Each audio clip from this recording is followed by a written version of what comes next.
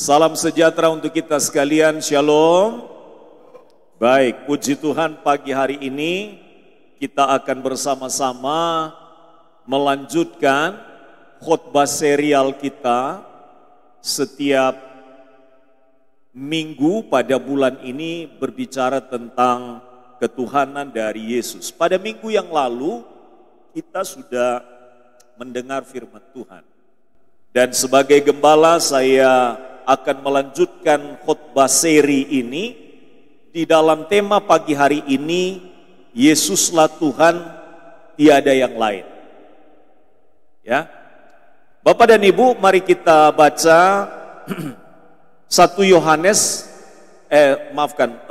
pasal 1 ayat yang pertama sampai dengan ayat yang ketiga dan ayat 14. Yohanes pasalnya, saya akan secara pelan menyampaikan bagian ini supaya jelas bagi kita.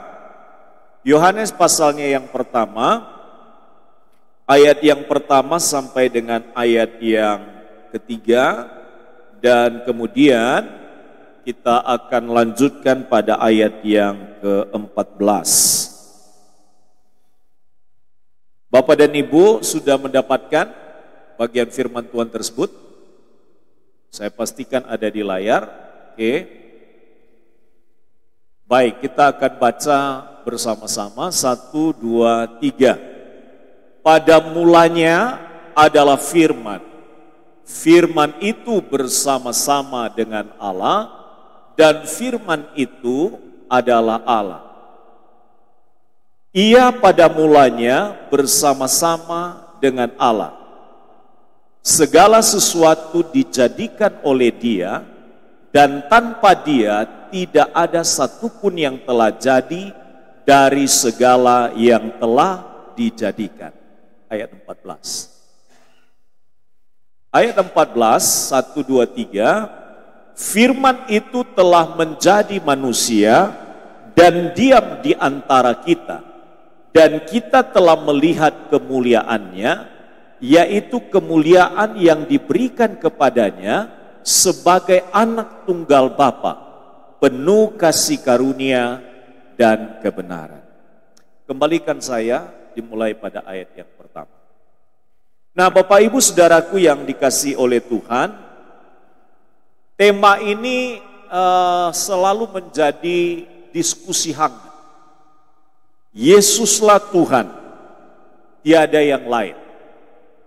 Ayat di perjanjian lama itu sudah lama berbicara sebelum agama-agama yang lain bicara.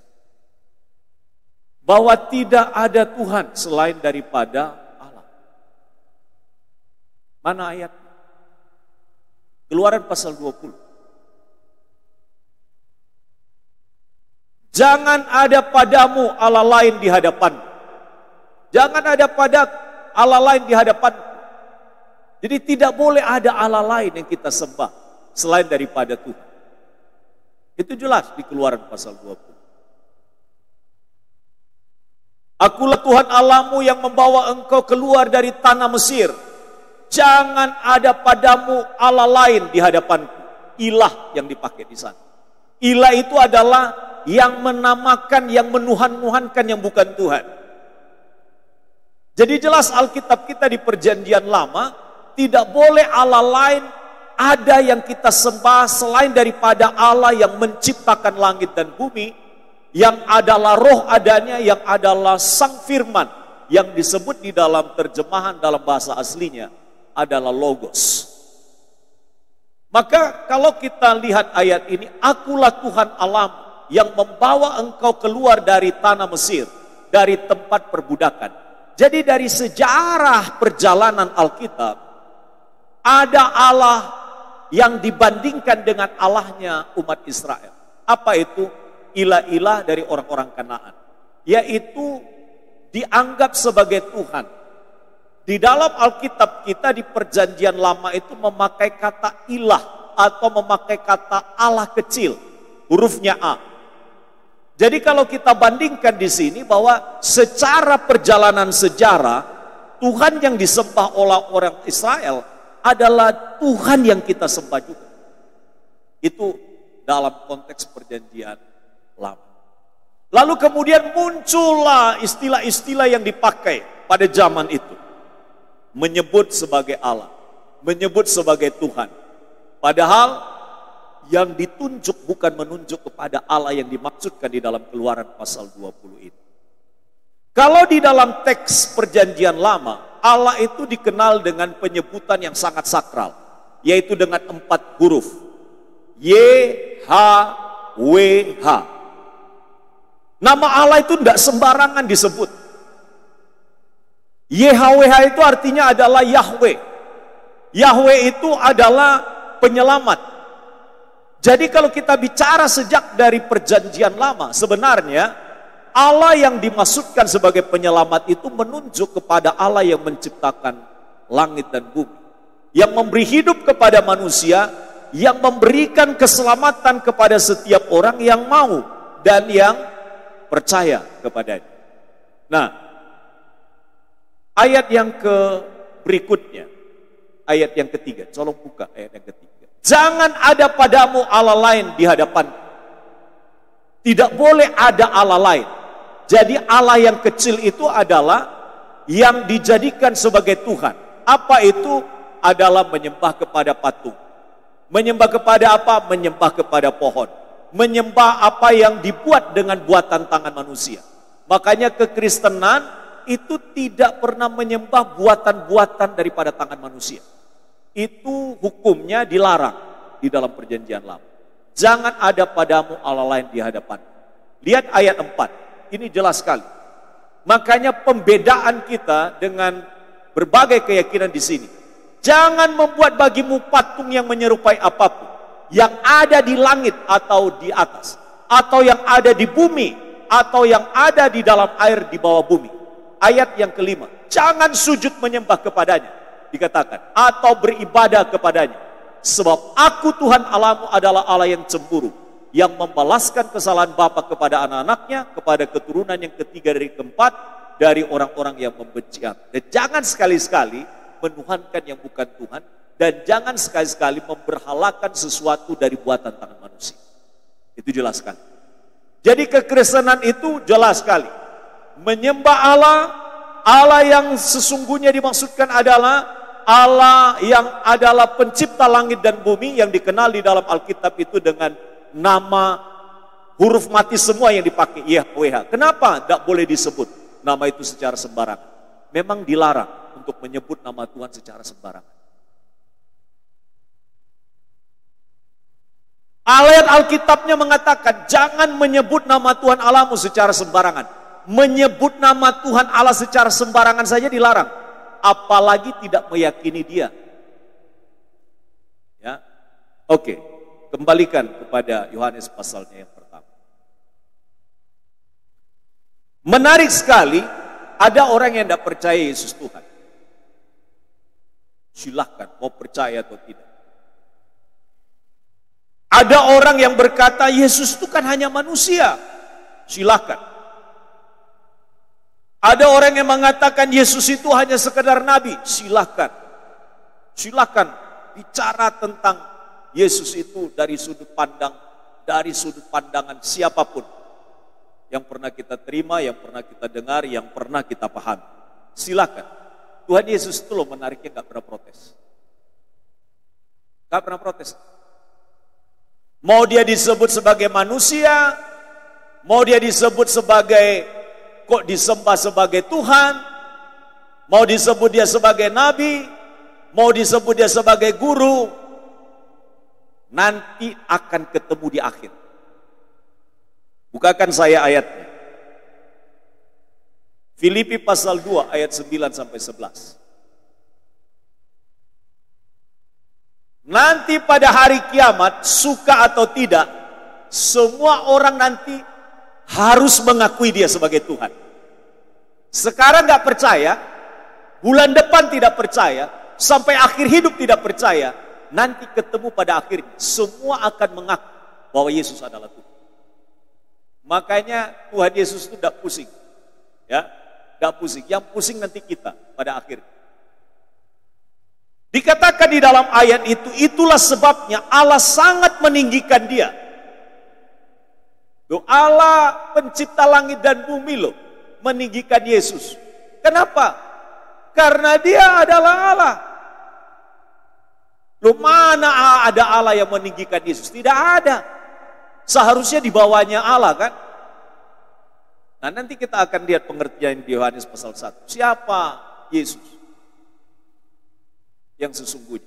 Nanti pengakuan dari Yesus itulah yang membuat kita nanti terkesima, kaget. Nah, dikatakan itulah sebabnya Allah sangat meninggikan dia dan mengaruniakan kepadanya nama di atas segala nama. Jadi tidak ada nama siapapun di dunia ini dan di sorga yang punya nama yang lebih hebat, yang lebih berkuasa, dan yang di dalamnya manusia mengakui keberadaan sebagai Tuhan. Tidak ada nama lain.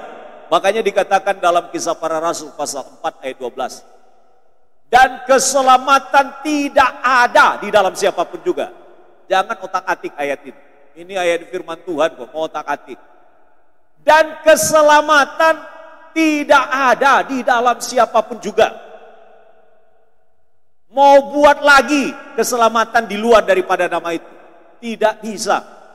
Dan keselamatan tidak ada di dalam siapapun juga. Selain di dalam dia. Dia di sana adalah Yesus. Selain di dalam Yesus. Sebab di bawah kolong langit ini tidak ada nama lain. Boten wonten. Tidak ada nama lain yang olehnya, ya, nama lain yang diberikan kepada manusia, yang olehnya manusia dapat diselamatkan. Jadi nama Yesus adalah nama yang menyelamatkan. Di dalam bahasa Ibrani disebut dengan Yeshua. Yeshua artinya penyelamat. Ya. Makanya nama Yosua, siapa nama anak kita di sini yang namanya Yosua? Ada yang nama Yosua di sini? Anaknya pas itu. Wah, ini harus jadi penyelamat keluarga ini. Dari kata Yeshua artinya penyelamat. Nah, saudara-saudara yang dikasihi oleh Tuhan, saya lanjutkan pembacaan di dalam Filipi tadi pasal 2 ayat 9 sampai 11. Ya.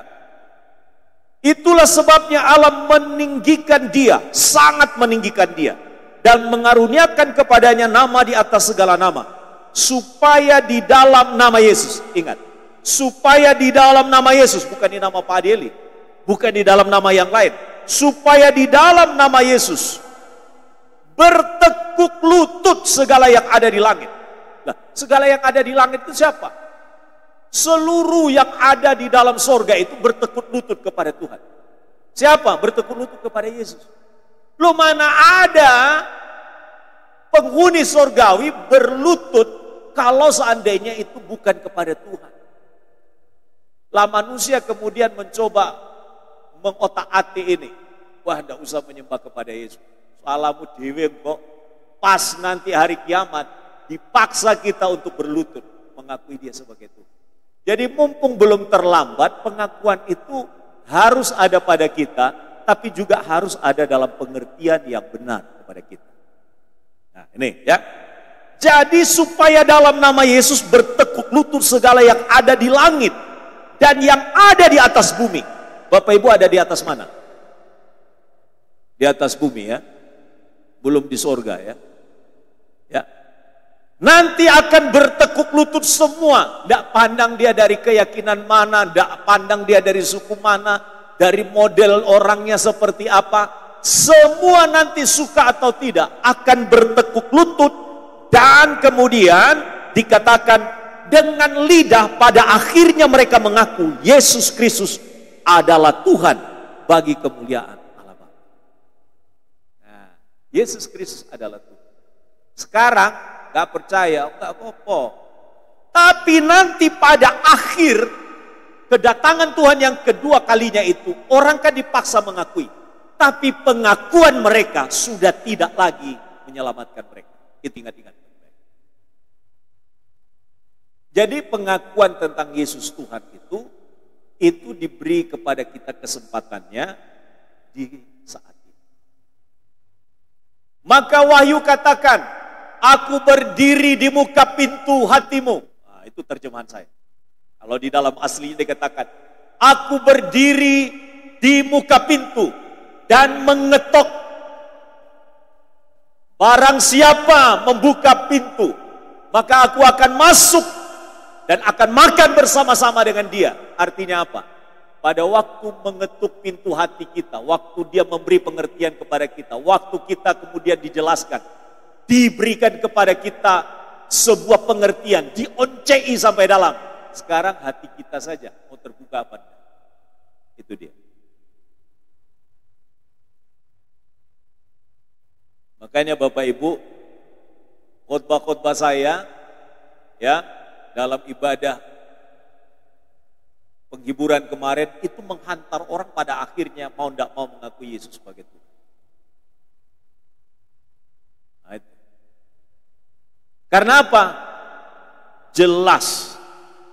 Tak jelas no situ-situ. Ya. Sayangnya nggak ada rekaman. Kalau diulang lagi rekamannya, wah itu menarik sekali. Nah saudara-saudara, jadi waktu saya bicara ini baru pengantar ini. Ini baru pengantar ini. Jadi ada orang yang tidak percaya Yesus Tuhan, tapi di dalam jabatan, di perjanjian baru, jabatan tentang Yesus, maupun di perjanjian lama, itu Yesus tidak hanya dibicarakan di perjanjian baru, Yesus sudah dibicarakan di perjanjian lama. Bukan moro-moro teko gitu nama Yesus, tidak. Sejak Kejadian pasal 3 ayat 15, pembicaraan tentang siapa yang akan menyelamatkan manusia itu sudah dibicarakan. Zaman Nabi Yesaya, ribuan tahun dari Kejadian pasal 1. Pasal 9 disebutkan di sana tentang Yesus. Seorang anak lahir untuk kita. Seorang putra telah diberikan kepada kita. Lambang pemerintahan ada di atas bahunya, berarti dia raja. Namanya disebutkan orang penasehat ajaib, Allah yang perkasa. Ya, Yesus sudah disebut di perjanjian lama Allah yang perkasa, the powerful, Allah yang sangat besar kuasanya. Dan dikatakan besar kekuasaannya. Dan dia akan mendatangkan damai dan sejahtera bagi kita. Yesaya pasal 9 ayat yang ke-6. Seorang putra telah diberikan kepada kita. Lambang pemerintahan ada di atas bahunya. Dan di namanya disebutkan orang penasehat ajaib. Allah yang perkasa. Bapa yang kekal, Raja damai. Lihat itu, ribuan tahun. Nabi Mika pasal 5 ayat 1 bicara tentang apa? Bahwa di Bethlehem kelahirannya ditunjukkan. Loh, tempat kelahirannya loh sudah ditunjukkan. Jadi semua nubuatan tentang Yesus yang dimaksudkan untuk penyelamatan manusia itu sejak dari Taman Eden sudah disampaikan. Itu ceritanya sudah diatur sedemikian rupa. Maka peristiwa kelahiran daripada Yesus adalah peristiwa yang sebenarnya dalam kaitannya dengan kita. Urusannya dengan kita, bukan urusannya dengan Tuhan. Urusannya dengan kita. Karena apa? Karena manusia tidak ada jalan lain untuk bisa didamaikan selain dia mendamaikan kita melalui Yesus. Oke, jelas ya? Jadi sekali lagi, kalau kita bicara Yesus Tuhan itu bukan di perjanjian baru. Itu sejak di dalam perjanjian lama. Bahkan kalau kita lihat Kejadian pasalnya yang pertama, ayat yang ketiga, itu jelas di sana. Dia adalah Sang Firman. Ya, dia adalah Sang Firman. Kalau saudara-saudara kita menyebutnya dengan kalimatullah, kalimat Allah. Firman itu telah menjadi manusia. Itu ayat yang kita baca tadi. Maka dikatakan ayat di dalam Kejadian pasal 1, ayat 1, ayat 2 dan 3 sebenarnya sejajar dengan Yohanes pasal 1 ayat 1 sampai 3 yang baru kita baca. Jadi kalau digandengkan ayat ini sebenarnya berbicara satu pribadi saja. Coba kita lihat ayat 1. Pada mulanya siapa? Allah. Pada mulanya dia menciptakan apa? langit dan bumi. Ayat yang kedua. Bumi belum berbentuk dan kosong, gelap gulita menutupi samudera raya. Dan Roh Allah melayang-layang di atas permukaan air. Maka Allah kita itu adalah roh adanya. Yang ketiga, berfirmanlah Allah. Allah yang berfirman itu adalah Allah yang adalah roh adanya itu. Jadilah terang. Di ayat 3 inilah menunjuk kepada Yesus. Jadi sebenarnya ayat ini mau mengatakan Allah pencipta langit dan di bumi itu adalah ini, Yesus itu. Jadi sejak dari awal sebenarnya menunjuk kepada Yesus Sang Firman itu sudah ada. Cuma kan tersamar. Nah sekarang kita buka Yohanes pasal 1. Supaya jelas, terang benderang kepada kita. Ayat ini kan masih sama. Masa Yesus Sang Firman itu adalah Tuhan Allah. Nah lihat Yohanes pasal 1. Kalau Pak Adi sampaikan itu sederhana-sederhana. Tidak pusing. Ya. Lihat. Yang ayat di Kejadian pasal 1 itu pada mulanya apa tadi? Allah. Di sini apa? Pada mulanya adalah firman. Yang berfirman pada waktu penciptaan tadi, waktu jadi terang, jadilah terang, jadilah terang, jadilah terang. Waktu bicara itu siapa? Sang Firman. Berarti Yesus yang lagi bicara di situ sebenarnya di Perjanjian Lama. Ini yang kadang-kadang kita tidak mengerti. Sehingga orang berkata, masa Allah itu adalah Yesus? Loh, di Kejadian, dia berfirman, jadilah terang. Masa kita tidak percaya? Dia adalah Allah. Makanya orang yang tidak percaya kepada Yesus, berarti tidak percaya kepada pencipta. Orang yang tidak percaya kepada pencipta, berarti orang yang tidak percaya Tuhan. Maka kalau dia percaya kepada pencipta Allah yang menciptakan alam semesta ini, berarti dia mestinya harus percaya kepada Yesus. Karena yang berfirman mencipta itu adalah Yesus. Pada mulanya adalah firman. Jadi pencipta dengan sang firman itu adalah satu adanya. Amin. Ingat baik-baik. Pencipta dengan firman itu adalah satu. Satu adanya. Itu sama dengan Pak Adieli, dengan kata-kata Pak Adieli, satu, bukan dua. Pak Adieli dan kata-katanya adalah menyatu dengan diri Pak Adieli. Tapi bisa dibedakan mana suara Pak Adieli, mana Pak Adieli. Itu yang memperjelas di sini. Mana Sang Firman, mana Roh Allah, itu jelas di sini disebutkan. Karena itu Bapak Ibu, saya mau katakan secara pasti. Kalau ada orang yang berkata, saya percaya Tuhan, tapi dia tidak percaya kepada Yesus, itu sama aja bohong. Karena bagaimana dia berkata, dia percaya Tuhan yang menciptakan langit dan bumi, sementara dia tidak percaya kepada Yesus.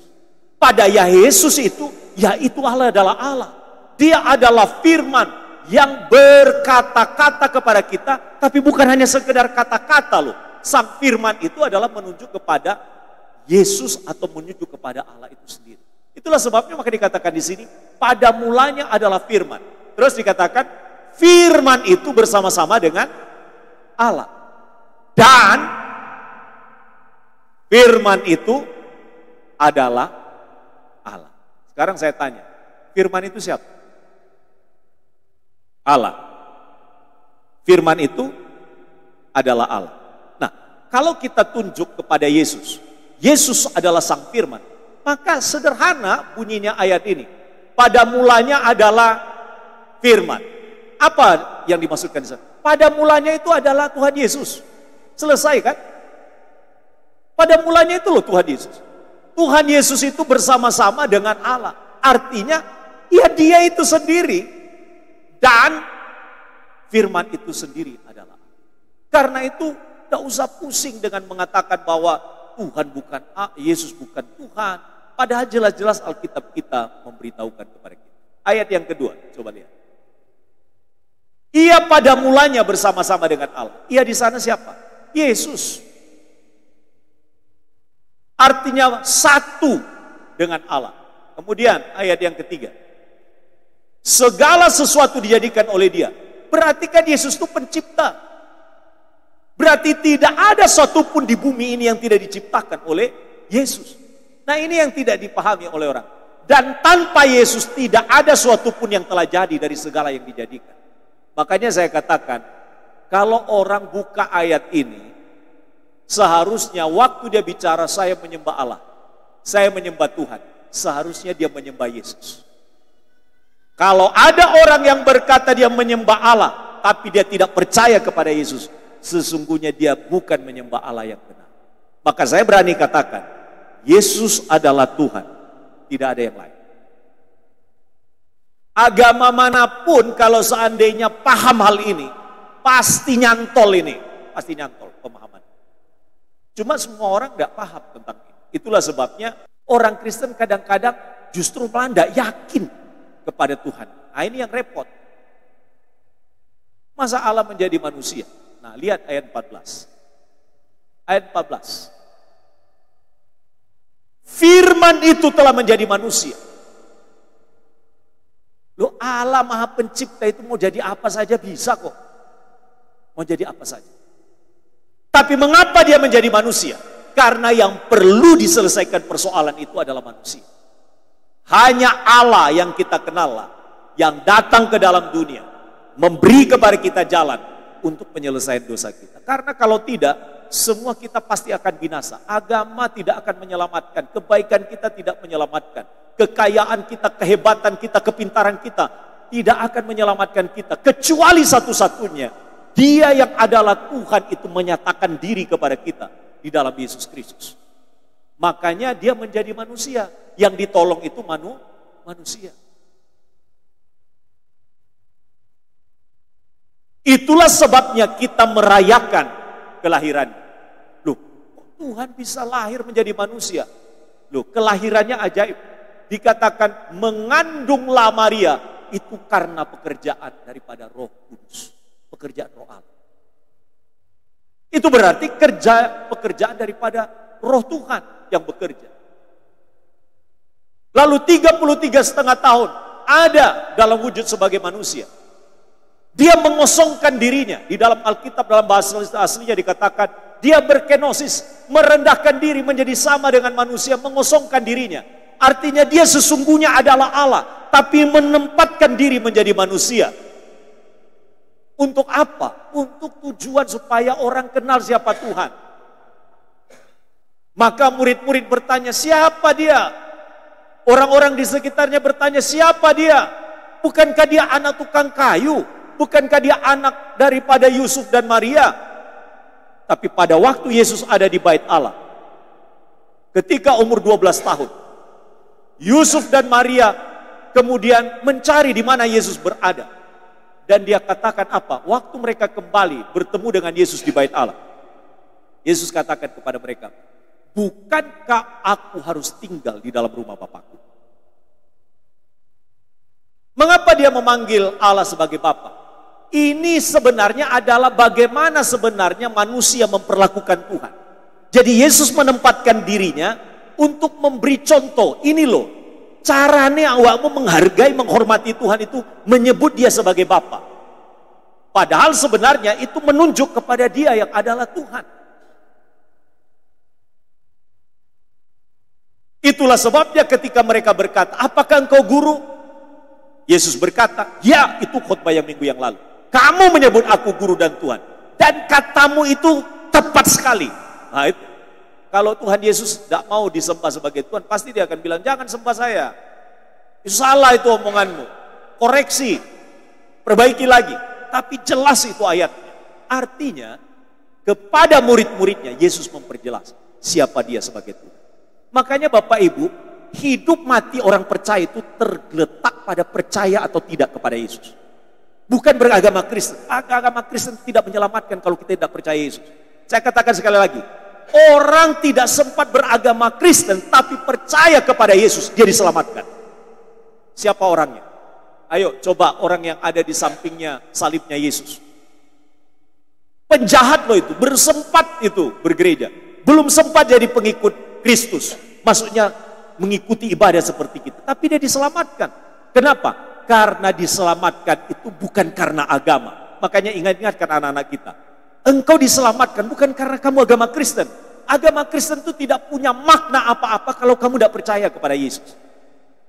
Dan percaya kepada Yesus sebagai Tuhan, itu uniknya kekristenan. Percaya bahwa Yesus adalah Tuhan. Ada 3 jabatan Yesus di dalam Alkitab. Baik di perjanjian lama sampai kepada perjanjian baru. Yang pertama, dia adalah Raja. Saya sudah sebutkan tadi, Yesaya pasal 9. Dia Raja, artinya Raja di atas segala Raja. Artinya tidak ada Raja yang bisa menandingi keberadaan dalam tahta sebagai pemimpin. Ya, termasuk dia adalah Raja di sorga dan di bumi. Itulah sebabnya Herodes takut tertandingi. Maka dia membunuh anak-anak yang kecil pada waktu kelahiran Yesus. Yang kedua, dia adalah imam. Imam itu adalah pengantara. Dan pada proses apa dia menjadi imam? Pada waktu dia mati bagi kita di atas kayu salib untuk menjadi penebus dosa kita. Dia menjadi imam. Dan dia adalah nabi. Nabi itu adalah menyampaikan apa yang menjadi isi hati Tuhan. Itu 3 jabatan itu ada. Jadi tidak lengkap kalau orang tidak tahu bahwa dia adalah raja. Tidak lengkap kalau orang tidak menyebut dia sebagai imam. Tidak lengkap kalau orang tidak menyebut dia sebagai nabi.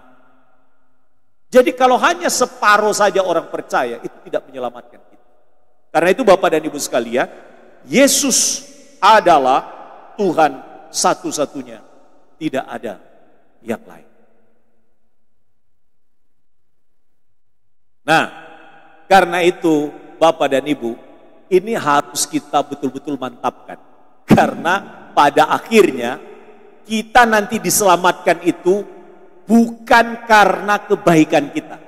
Kita diselamatkan bukan karena rajinnya kita ke gereja. Kita diselamatkan bukan karena aktifnya kita melayani. Bukan. Tapi karena iman kepada Tuhan Yesus Kristus sebagai Tuhan dan Juru Selamat. Itulah yang menyelamatkan kita. Kalau kita tidak percaya itu, percaya saya, itu tidak akan membawa kita ke surga. Makanya, kalau hanya di dunia ini saja orang menaruh percaya kepada Tuhan, percaya kepada Tuhan di dunia ini saja, itu tidak akan menyelamatkan kita. Tapi kita harus percaya bahwa Dia adalah Tuhan yang juga berkuasa atas hidup kita untuk selama-lamanya. Ya, karena itu Bapak dan Ibu sekalian, Yohanes pasal 10 ayat 30. Betulkah Yesus dan Allah itu satu? Mulut Yesus mengatakan. Kalau Yesus dengan Allah itu beda, maka tidak usah beriman kepada Yesus. Dan harus keluar dari kata-kata Yesus. Lihat ayat, ayo kita baca sama-sama. Yohanes 10 ayat 30. 1, 2, 3. Aku dan Bapa adalah satu. Yesus dan Bapa itu, Yesus dan Allah itu adalah satu. Berarti kalau kita menyembah Yesus, berarti kita menyembah Allah. Kalau kita menyembah Allah, berarti kita menyembah Yesus. Kalau ada orang menyembah Allah tapi tidak menyembah kepada Yesus, dia bukan menyembah Allah. Sekali lagi ditegas ayat Yohanes pasal 10 ayat 30. Keluar dari kata-kata Yesus. Ini bukan kata-kata saya. Makanya kalau kita baca secara dalam Alkitab itu membuat kita harus kasihan kepada mereka yang mengaku menyembah Allah tapi menolak Yesus sebagai Tuhan. Kita harus seakan berarti mereka sedang menuju kepada Allah tapi tidak sampai. Nah itu kira-kira. Kalau Yesus dan Allah Bapa itu adalah satu, maka mestinya yang kita sembah hanya satu, yaitu Yesus saja. Berarti orang yang tidak menyembah atau tidak menerima Yesus sebagai Tuhan, berarti tidak menyembah Tuhan. Makanya kita harus mendoakan orang-orang yang mengaku dia percaya kepada Allah, tapi dia menolak Yesus sebagai Tuhan. Karena Yesus sendiri berkata, aku dan Bapa di surga itu satu. Aku dan Bapa itu di surga itu adalah satu. Nah, itu kembali lagi kepada ayat pencipta. Berarti pencipta tadi itu yang berfirman itu satu, menunjuk kepada Yesus Kristus. Ini pemahaman ini harus kita tangkap supaya kita itu jangan sampai kemudian itu berpindah dan beralih keyakinan, lalu kita kemudian tidak punya pegangan yang kuat. Nah ini loh orang kadang-kadang kalau tidak bisa dijelaskan secara jelas dari Alkitab, kita tidak memahaminya. Dan kita bersyukur mengenal dan memahaminya dari firman Tuhan. Berikutnya, Kolose pasal 2 ayat 9.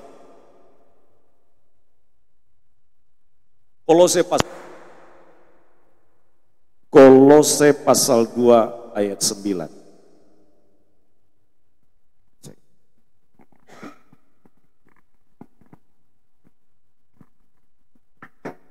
Makanya yang biasanya yang sebelum dibaptis itu pemahaman ini harus sampai ngelontok. Kalau enggak ngelontok bahaya kita imannya. Makanya orang kadang-kadang itu menjadi bimbang. Ini Tuhan yang mana yang saya sembah ini? Nah, ini jelas-jelas. Tuhan yang kita sembah itu jelas. Ya. Sebab di dalam Yesus itu menunjuk kepada Yesus. Dia itu Yesus. Berdiam secara jasmania seluruh kepenuhan kealahan. Jadi ketika dia menyatakan diri menjadi manusia, sebenarnya seluruh kepenuhan Allah itu ada di dalam Yesus.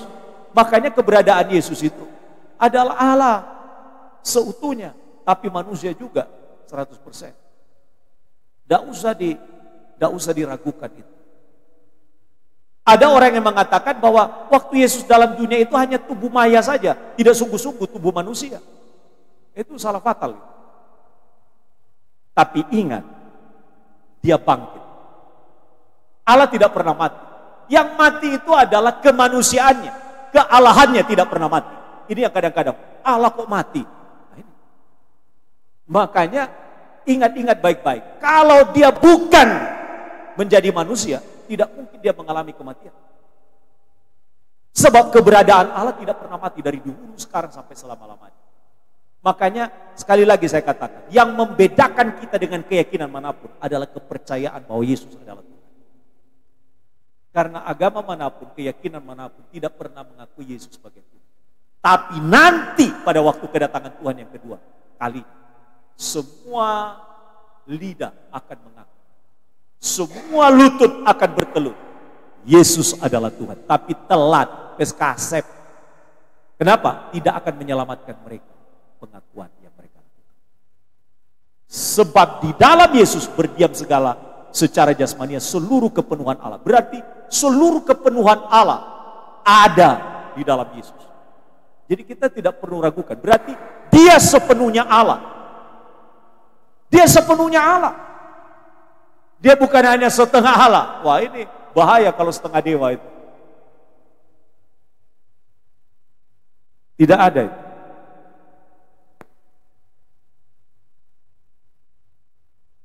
Yohanes 20:28. Ada aja model orang yang ragu kepada Yesus. Namanya adalah Mr. Thomas. Nah ini. Yohanes 20 ayat 28. Thomas menjawab. Ini setelah berhari-hari murid-murid ketemu dengan Yesus, lalu berkata, Tuhan Yesus sudah bangkit. Thomas bilang apa? Sebelum aku mencucukkan tanganku ke bekas daripada lubang tombak yang menusuk di rusuknya, aku sekali-sekali tidak percaya. Jadi wajar kalau ada Thomas-Thomas zaman sekarang juga wajar. Ada yang gak percaya. Sampai dioncei pun gak percaya. Gak apa-apa. Nanti satu kali dia akan ngomong seperti Thomas itu. Diberi bukti dulu. Makanya dikatakan berbahagialah orang yang tidak melihat namun percaya. Lah ini sudah melihat gak percaya, ya digantung kamu. Ya pada akhirnya kita tak terselamatkan kalau gak percaya. Makanya dikatakan di sini apa? Sebelumnya ayatnya, coba ayat 27 sebelumnya. Kemudian Tuhan Yesus berkata kepada Thomas, Mas, Reneo, katakan gini, taruhlah jarimu di sini, lihatlah tanganku, ulurkanlah tanganmu dan cucukkan ke dalam lambungku, dan jangan engkau tidak percaya lagi, melainkan percaya. Terus apa yang keluar dari mulutnya Mas Thomas? Ini ayat 28. Akhirnya menyerah dia. Ngomong apa? Thomas menjawab dia, ya Tuhanku dan Allahku. Wes diwehi bukti saya durung percaya. Ini sekarang waktunya Thomas akhirnya berkata, ya Tuhanku dan Allahku. Makanya orang nanti kalau sudah mentok baru dia bilang, Tuhan tolong aku. Kalau saya sehat, masih kuat, masih belum memanggil dia sebagai Tuhan. Masih ragu dia sebagai Tuhan. Masih belum yakin dia akan Tuhan. Waktu nanti ambaannya sudah tinggal satu-satu. Baru kemudian bilang, Tuhan Yesus, tolong saya. Waktu masih sehat-sehat, pas. Gak usah percaya sampai Tuhan Yesus. Dia bukan Tuhan kok. Ya. Tapi pada waktu dia dalam keadaan sudah betul-betul, tinggal 1, 2, 3 itu nafasnya. Baru dia bilang, Tuhan, aku sekarang menyerah. Aku percaya kepada Engkau sebagai Tuhan dan Juru Selamat. Iyo lek sempat. Kalau belum sempat itu yang bahaya. Makanya kita itu diberi kesempatan selagi masih hidup.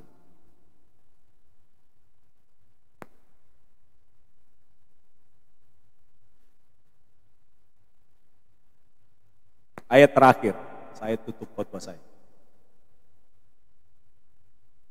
Wahyu pasal 22 ayat 13.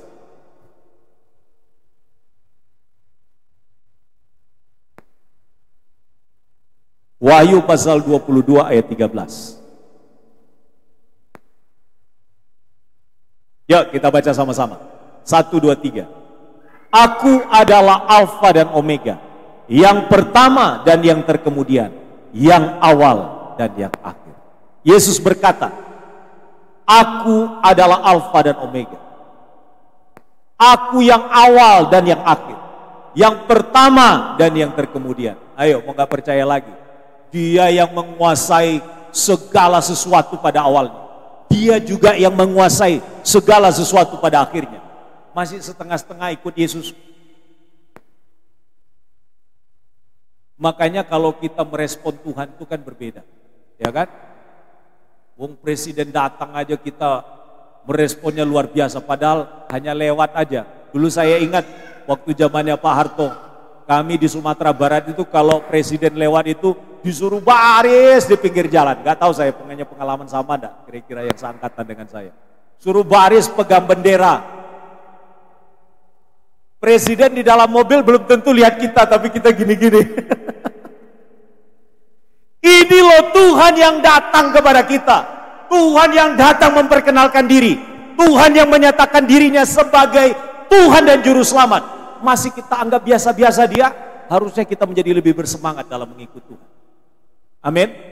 Akhir dari khotbah saya adalah, kalau dia Tuhan satu-satunya, dia adalah Allah satu-satunya, dan tidak ada yang lain, maka sembahlah dia, maka percayalah kepada dia, maka lakukan ibadah yang sungguh kepada dia, cintai dia, dan jadikan dia sebagai satu-satunya Tuhan dan Juru Selamat dalam hidup kita, tanpa ragu, tanpa bimbang, tanpa lagi menjadi kita ini